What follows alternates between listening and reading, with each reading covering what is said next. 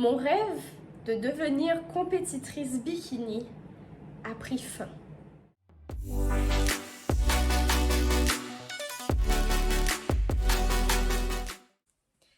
Dans cette vidéo, je t'explique mon histoire et mon début catastrophique dans mon parcours bien-être et fitness. Pour commencer, je vais regarder par là parce que j'ai pris des petites notes, puis j'ai pas de prompteur, malheureusement pas encore. Donc voilà, moi c'est Anaïs, je suis là pour te partager un peu mes expériences, puis c'est ça, si je peux t'inspirer, t'éveiller, et c'est ça, partager un peu tout ce que j'ai vécu, puis que c'est ça, ça puisse aider d'une quelconque manière, je serais ravie de le savoir. Je vais commencer à t'expliquer un peu par où ça a commencé, comment ça s'est déroulé, et comment aujourd'hui j'en suis arrivée là où j'en suis. En 2020, pendant la pandémie, j'ai développé une passion pour la musculation et je me suis vraiment lancée dans une quête de développement personnel, de belles choses comme ça. Puis j'ai aussi adopté une alimentation végétarienne à cette époque-là, pesco-végétarienne. Mon objectif était clair, donc une recomposition corporelle suivie d'une construction de masse musculaire, car mon objectif ultime était de participer à une compétition de bodybuilding catégorie bikini.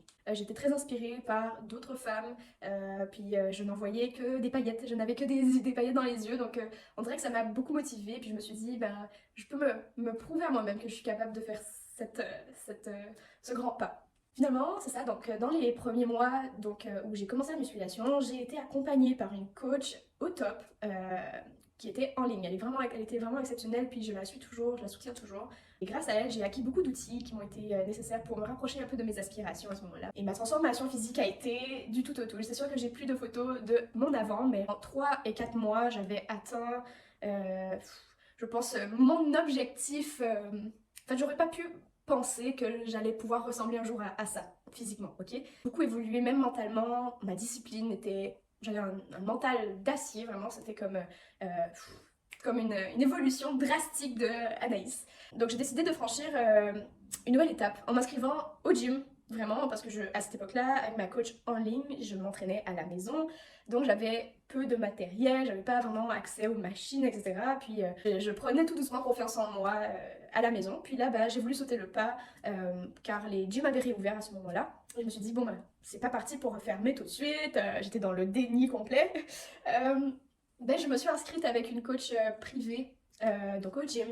Et ça n'a pas été, malheureusement cette expérience, je n'en parlerai pas dans tous les détails, mais en fait, voilà. Le gym ont fermé et puis bon ben je pouvais pas récupérer mon, mon coaching. Fait que bon, voilà, ça a été un peu la galère, comme on dit. Pendant 2 ans, donc je m'étais consacrée corps et âme à l'entraînement, donc je continuais à découvrir un peu, même par les réseaux sociaux, à me construire un peu ma petite routine d'entraînement moi-même, vraiment à genre, vraiment m'amuser, on va dire. Et oui, je m'entraînais 6 jours et parfois 7 jours par semaine, j'étais dédiée, passionnée, j'adorais ça, c'était comme une frénésie j'avais besoin de m'entraîner. Puis en gardant mon plan alimentaire en fait de ma première coach qui était en ligne. Bon, c'est des petites informations que je mets par-ci par-là, mais vous allez voir un peu là où je veux en venir. J'ai suivi le plan que je suivais depuis longtemps et on va dire que c'était peut-être une de mes grosses erreurs que je regrette, mais bon, j'apprends de mes erreurs évidemment. Petite pause dans le temps, à cette époque-là, bon, il y avait une pandémie, j'étais encore aux études, le stress, puis j'ai développé de l'acné kystique situé au niveau de mes joues et de mon cou. Non seulement parce que j'ai rencontré Andrew à ce moment-là, joint l'utile à l'agréable, en prenant finalement une contraception par pilule. Donc malgré mes réticences face aux hormones synthétiques, c'est la méthode la plus accessible que je voyais. Donc finalement, cette décision a momentanément apaisé mes troubles cutanés. D'autres symptômes indésirables sont apparus. On va dire la fatigue, des malaises, surtout des nausées persistantes. Puis moi j'ai la phobie des nausées puis de vomir, c'est comme je suis hémétophobe. Troubles intestinaux, vraiment ça a comme été l'un des plus grands effets secondaires je pense. C'est ça, plein de choses ont commencé à émerger. Donc oui, j'étais angoissée, je faisais des crises d'angoisse 3 à 4 fois par jour parfois, là, vraiment dans mon pic d'anxiété, là j'étais vraiment une stressée raide de la vie, là. Vraiment tous les soirs j'étais comme Andrew, là je me sens pas bien, bref j'étais vraiment une personne changée, j'avais comme plus les mêmes préoccupations. Là, j'étais vraiment, je sentais qu'il y avait quelque chose dans mon corps qui était comme non, ça va plus, ça va pas, il y a quelque chose qui va pas, qui cloche. Et ensuite, j'ai brutalement pris conscience que mon activité physique, je dirais pas que j'étais en surentraînement, mais je pense que j'étais juste sous-nourrie.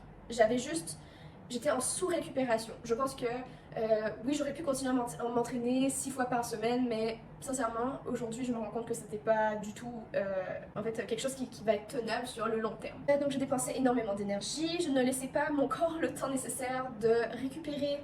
Et donc, pour aggraver la situation, en plus de ça, je n'ai pas ajusté mon plan alimentaire dont je vous avais parlé au début. Donc, mon plan alimentaire était ajusté pour une personne qui était en recomposition corporelle, mais là, j'avais non seulement augmenté mon activité physique par rapport à ce que j'avais fait au départ, j'étais en déficit calorique, mais genre intense. Intense. Là, quand j'ai réalisé ça, je me suis dit, Anaïs, what the f happened? Vraiment, à ne pas reproduire. Il faut vraiment être suivi par un professionnel. Je pense que j'en ai payé un peu les frais aujourd'hui. Ça m'a pris, on est quoi, en 2021, 2024? Bon, ça m'a pris, je dirais presque 2-3 ans à me remettre d'une fatigue extrême. Tout ça pour dire que j'ai réalisé trop tardivement que je demeurais dans un déficit calorique prolongé, alors qu'un déficit calorique ne doit pas dépasser 3 mois. Ça faisait des années, ça faisait des années. Bon, même si je mangeais, parfois j'allais hors de mon plan alimentaire évidemment, puis il y a des fois où j'avais des jours, je pétais mes calories, mais quand même, le principe était que sur base régulière, j'étais quand même sous-alimentée. Ça venait 1750 calories, 1800, puis c'est pas mal, quand même. Mais il aurait fallu que au moins, je mange pour une dépense énergétique de plus de 2500 calories par quotidien. Donc je me dépensais énormément, je marchais au travers de ça, j'avais un travail où j'étais tout le temps debout pendant 8 heures de temps, etc. Donc mon parcours de santé devenait de plus en plus complexe, épuisant. Donc j'ai rapidement pris conscience que je devais reprendre les devants de ma propre santé et trouver des solutions pour moi-même. Et ce, même si cela n'était pas conseillé par des praticiens, parce que oui, malgré le fait que j'avais compris que seule je me suis foutue dans la merde, mais seule moi, je vais arriver à rattraper mes erreurs puis me guérir. C'est sûr que financièrement, je pouvais pas non plus me permettre de reprendre, reprendre un coaching ou avoir une naturopathe, avoir vraiment des soins peut-être thérapeutiques, des choses comme ça pour m'aider à ce moment-là. Donc j'ai vraiment essayé de comme, réunir les choses qui m'étaient juste faciles d'accès. Beaucoup d'informations sur lesquelles j'ai fait beaucoup de recherches pour essayer justement de tomber sur de la bonne information, puis qui est pertinente et qui est fondée. Que oui, j'avais l'impression que je devenais folle, puis que c'était du n'importe quoi, puis que je commençais vraiment à péter un câble. Vraiment, j'étais comme, ben voyons, pourquoi je me sens pas bien? Est-ce que c'est juste moi, c'est dans ma tête? Tout le monde me disait, mais Anaïs, c'est dans ta tête, tu dis n'importe quoi. Tout le monde me dit, mais tu es en forme, juste parce que j'étais fine, puis que j'étais athlétique. Mais ça n'a pas du tout la bonne représentation de comment ma santé métabolique était finalement, ma santé mentale était, puis ma santé émotionnelle, comment elle se situait à ce moment-là, c'est pas du tout représentatif et c'est pour ça que je vous mets en garde sur toutes les choses que je dis et que je vais dire parce que c'est mon expérience personnelle et il faut pas le prendre pour une généralité. Alors j'ai remis en question divers aspects de ma vie, dont mon alimentation, mon environnement, ma gestion du stress, mes activités physiques. Donc au niveau de mes activités physiques, j'ai baissé mon niveau d'intensité, de volume, etc. Au niveau de mes entraînements. Donc je m'entraînais 4 fois par semaine. Puis il y a des jours où même je m'entraînais pas du tout parce que j'avais juste le goût de récupérer, dormir, traîner un peu, faire la farniente. Puis ensuite au niveau de mon alimentation, là, il y a eu aussi un énorme choc parce que j'ai commencé tellement à me passionner grâce à ça. Là, j'ai lu des trucs, des personnes qui parlaient de leurs expériences, etc. Ça m'a beaucoup inspirée et c'est là que j'ai compris que même si je pensais que mon alimentation était bonne pour moi, elle ne l'était pas nécessairement. Il y avait des petites choses comme ça qui sont juste des petits détails mais qui ont juste eu un énorme impact finalement sur ma santé à moi. Je me sentais pas bien, j'avais des problèmes digestifs, genre j'étais presque handicapée. Je n'osais même plus sortir de chez moi parce que j'avais besoin d'être aux toilettes pratiquement à toutes les 1 heure, là, c'était vraiment intense. J'ai pu échanger avec des personnes qui partageaient ma situation, établir des contacts avec des professionnels du fitness et de la nutrition spécialisés en physiologie interne et en santé hormonale, et cela vraiment grâce au réseau. Je pense que c'est une des choses les plus positives avec les réseaux, même s'il y a beaucoup de désinformation, mésinformation, mais il y a vraiment des personnes qui ont des tellement bonnes intentions et il faut vraiment les trouver. Et voilà, je pense que c'est ces personnes-là qui m'ont beaucoup inspirée pour peut-être véhiculer un message à quelqu'un qui en aurait besoin. Voilà. Je précise que je me suis assurée de m'être tournée vers les bonnes personnes, voilà, avant de me fier aux fausses informations. Toutes ces démarches m'ont guidée, m'ont éduquée, apportant progressivement des réponses à bon nombre de mes interrogations. Donc plusieurs hypothèses ont émergé, ok. Bon là c'est genre, faut vraiment être attentif, ok. Depuis le début, je vous ai parlé de plein de petits détails, puis vous allez comprendre ce que je veux dire par là, puis c'est comme l'effet boule de neige, ok. J'avais l'hypothèse d'avoir des intolérances alimentaires. Ensuite, la possibilité d'une dysbiose intestinale, donc je voulais pas m'auto-diagnostiquer, même les aliments sains, les brocolis, les piments, donc les poivrons pour les Français, ça ne m'allait pas. Vraiment là, alors que c'est des aliments, c'est des légumes là, ok. Donc même pour les fruits, pareil là, il y avait des choses qui passaient pas nécessairement bien et tout. En fait, notre intestin, comme on le dit si bien, c'est notre deuxième cerveau et ça envoie certains messages et voilà. Il y a comme un effet cercle vicieux et même l'inverse, hein, cercle vertueux. Admettons que la santé intestinale aille très bien, donc un sentiment de bien-être à optimiser. Donc c'était un peu une de mes hypothèses, que cette dysbiose-là me procurait des pensées dépressives, des choses comme ça, de l'angoisse, du stress, voilà. Que ma contraception, donc la pilule, n'était peut-être pas adaptée et engendrait des symptômes, des effets secondaires indésirables, parce que la liste est longue sur les effets secondaires de la pilule.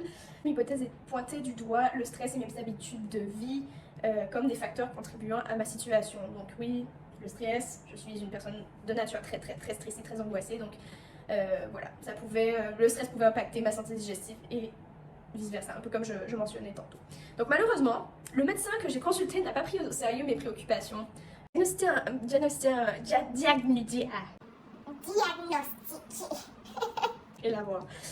Côlon irritable, donc arguant de mes résultats d'examen qui étaient normaux. Aussi, à ma grande déception, aucun test d'intolérance ou d'allergie n'a été envisagé de la part de ce médecin-là, ni même suggéré auprès d'un allergologue. Bon, c'est ça que je mentionnais tout à l'heure. Donc, remonter la pente n'a vraiment pas été évident, ok? Il y a tellement de facteurs extérieurs qui pouvaient avoir impacté mon cas qu'on pouvait pas vraiment. C'était comme trouver une aiguille dans une motte de foin. Je sais pas si c'est comme ça qu'on le dit. Et je devais vraiment comprendre le pourquoi. Pour moi, c'était vraiment important de le savoir. Grâce à Andrew, j'ai repris. Bon, j'ai arrêté le végétarisme, mais ça faisait quand même depuis que j'avais rencontré Andrew, donc que j'avais comme réintégré déjà certaines viandes un peu plus fréquemment déjà dans ma nutrition. Et j'ai commencé à prendre soin de mon système digestif. Donc, j'ai fait plein de recherches. Ok, j'ai vraiment été en long, large, en travers pour essayer de trouver des choses, des pratiques holistique, naturel, qui pouvait optimiser ou maximiser ou juste renforcer une bonne santé intestinale, des choses comme ça. Donc j'ai réussi à trouver aussi une contraception non invasive et sans hormones. Je vous en parlerai dans la prochaine vidéo, ça va être merveilleux. J'adore parler de ça. Et je sais que je peux pas le recommander, mais si je pouvais, je veux juste voilà, exprimer mon expérience à travers la prochaine vidéo, puis voilà, je vais rester silencieuse à ce sujet-là. Patience. Équilibrer l'énergie que je consacre à mon corps et celle que je dépense. Donc vraiment là, j'ai vraiment compris comment ça devait fonctionner une bonne alimentation. J'ai réalisé qu'il était essentiel de favoriser une alimentation bienveillante, évidemment, et de meilleure qualité. J'ai également découvert des méthodes pour mieux gérer mon sommeil, voilà, ma récupération et mon stress au quotidien. Donc ça aussi, j'en ferai une vidéo, mais c'est vraiment des petits outils que j'ai découverts au fil du temps et je pense qu'ils ont été mis sur mon chemin pour une raison bien précise et je pense que voilà, c'était un besoin et je pense que j'ai réussi à trouver les outils nécessaires qui pouvaient faciliter tout ça. Donc j'ai réussi à gérer mon stress un peu mieux déjà, donc j'ai fait de l'hypnose, des choses comme ça, mais mon sommeil, ça je vous en parlerai. J'ai dû, oui, éliminer des choses de mon alimentation par choix personnel et je vis très bien avec ce choix-là. Et même si j'ai trouvé mon équilibre et qu'il y a même il y a des fois où je consomme très occasionnellement certaines choses que j'avais éliminées de ma vie, en fait, de mon alimentation, même de mes pratiques en général, et ben, je vis très bien avec ça. Donc voilà. Et oui, j'ai dû éliminer des choses et j'ai trouvé une énorme amélioration dans ma santé, puis je n'ai aucun regret. Et une chose à mettre au clair, quand je dis éliminer, ça veut pas dire me frustrer, ni m'empêcher de quoi que ce soit. C'était vraiment bienveillant, bien réfléchi. Donc d'éviter certains produits qui s'avèrent toxiques, oui, la toxicité. Plein de choses, nos outils, nos ustensiles, des choses comme ça, il y a plein de choses que même nos parents utilisaient dans leur quotidien, mais qui ont quand même eu un impact sur notre santé, puis que c'est ça. Donc il fallait simplement que je retourne aux sources, de comprendre ce qui fonctionne le mieux pour moi. Et ça, je pense que sans avoir fait ces erreurs, sans avoir fait ces expériences, je n'aurais pas su qu'est-ce qui aurait été bon ou mauvais pour moi aujourd'hui. Voilà. Et je suis très contente d'être passée par tout ça, même si c'était un peu bouleversant sur le coup. Mais l'évolution n'est jamais une chose facile. Donc au fil de cette quête, j'ai développé une passion pour une approche complexe et globale du bien-être, réalisant que la santé ne se résume pas à une simple routine d'entraînement. Et il est essentiel de comprendre ses propres besoins et d'orchestrer un équilibre entre le physiologique, le mental, l'émotionnel et aussi le social évidemment, et tendre vers un bien-être global optimal. Donc en somme, la clé réside dans la connaissance de soi et la recherche constante de l'harmonie dans toutes ses dimensions de sa vie. Mon rêve de devenir compétitrice bikini a pris fin. Et je n'ai aucun regret d'avoir changé d'objectif. Ça ne fait pas de moi un échec parce que j'ai évalué ce qui était bon et mauvais pour moi. C'est admirable de faire des compétitions. Mais pour moi, quand je vois que ma santé, mon stress, ma qualité de vie est impactée, il y en a beaucoup qui vont pas être d'accord avec moi, mais pour moi, ce n'est pas ce que j'ai besoin dans ma vie.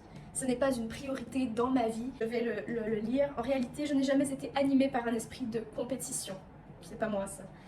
J'ai réalisé que je suis plutôt inspirée par un désir altruiste d'aider les autres, de partager, d'éveiller, d'inspirer, pourquoi pas. J'ai pris consciemment la décision de m'occuper de moi-même, d'accorder une écoute attentive aux signaux de mon corps. Aujourd'hui, si je m'entraîne, c'est dans le but de mieux vieillir, de profiter activement de chaque instant, de chaque moment de ma vie, de chaque opportunité. C'est aller dans la nature, c'est monter des montagnes, pour moi c'est un engagement envers moi-même permettant à mon corps de se reposer quand nécessaire et à mon esprit de se détendre sans culpabilité. Un sentiment souvent éprouvé auparavant, parce que la culpabilité de ne pas être assez, de ne pas faire ci, de ne pas faire ça. Voilà, à un moment donné, c'est une charge émotionnelle, c'est une charge mentale, ça devient un trop et ça pèse.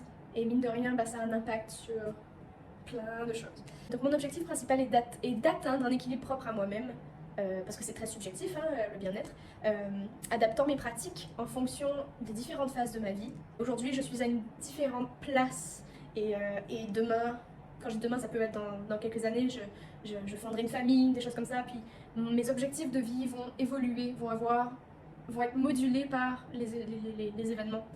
Puis c'est ça qui est beau, c'est magnifique de voir tout ça. C'est pour ça qu'il faut profiter de chaque instant et de s'aimer soi, peu importe le moment dans lequel on est, parce que c'est très important et il ne faut pas regretter de ne pas avoir profité assez. Voilà, c'est ça. Ce chemin plus axé sur le bien-être général me permet de vivre une vie plus pleine et épanouissante.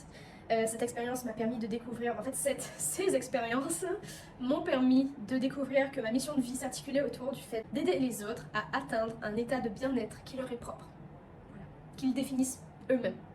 Cette révélation a été le fruit d'un voyage intérieur profond, une exploration de mes valeurs, de mes passions et convictions.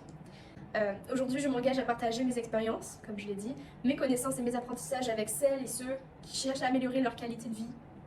Mon désir sincère est de guider les autres sur le chemin du bien-être qui leur est propre, les encourager à écouter leur corps, à prendre soin de leur santé mentale, physiologique et à cultiver des habitudes durables, propices en fait à une vie harmonieuse basée sur leurs propres termes.